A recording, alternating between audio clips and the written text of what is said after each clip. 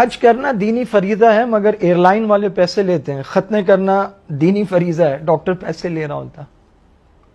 نکاح کرنا سنت ہے، شادی ہال رنٹ پہ لیے جاتے ہیں، پیسے دیتے ہیں وہاں پر. مسجد بنانا، اللہ کا گھر بنانا عبادت کا کام ہے. مستری مزدور وہاں پیسہ لیتا ہے، اور جب یہ لوگ پیسہ لیتے ہیں تو کوئی ان کے تقوی پہ شک نہیں کرتا، کوئی نہیں کہتا کہ دین کا کام ہے پیسے لے رہے ہیں.